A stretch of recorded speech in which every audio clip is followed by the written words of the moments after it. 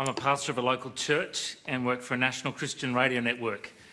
Most of the listeners and callers we've had in our radio station have been saying they won't be voting for you because they're disillusioned because you seem to keep chopping and changing your beliefs just to get a popular vote with regards to things like marriage. Why should we vote for you? Well, on the question of marriage equality, you're right.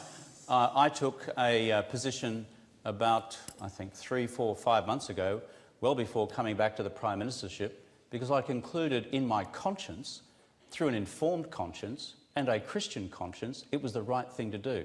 And let me tell you why. Number one, I do not believe people when they are born choose their sexuality. They are gay if they are born gay. You don't decide at some later stage in life to be one thing or the other. It is how people are built. And therefore, the idea that this is somehow an abnormal condition is just wrong. I don't get that. I think that is just a completely ill-founded view. Secondly, if you accept that it is natural and normal for someone to be gay, because that's the way they are, then it follows from that I don't think it is right to say that if these two folk here who are in love with each other and are of the same gender should be denied the opportunity for legal recognition of the duration of their relationship by having marriage equality. If you accept that, if your starting point is that homosexuality is abnormal, I don't know if that's your view. Well, we can go back and... well, I just need to know, because we'll go back to our question. I just quickly need to know. ask what it is that you believe Christians in particular are upset about. I think the thing is that you know, every pastor we do marriages between husbands and wives, and you know Jesus said a man shall leave his father and mother and be married, and that's the biblical definition. I just believe in what the Bible says, and I'm just curious for you, Kevin, if you call yourself a Christian, why don't you believe the words of Jesus in the Bible? Well, okay, mate, thank you. Well, mate, if I was going to have that view, the Bible also says that slavery is a natural condition.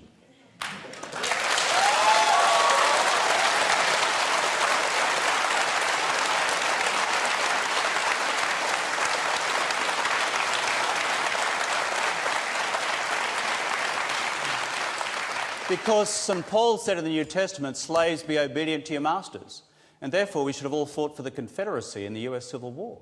I mean, for goodness sake, the human condition and social conditions change. What is the fundamental principle of the New Testament? It is one of universal love, loving your fellow man. And if we get obsessed with a particular definition of that through a form of sexuality, then I think we're missing the centrality of what the gospel, whether you call it a social gospel, a personal gospel, or a spiritual gospel, is all about. And therefore, I go back to my question. If you think homosexuality is an unnatural condition, then frankly, I cannot agree with you based on any element of the science. And therefore, if a person's sexuality is as they are made, then you've got to ask the second question. Should, therefore, their loving relationships be legally recognised? And the conclusion I've reached is that they should.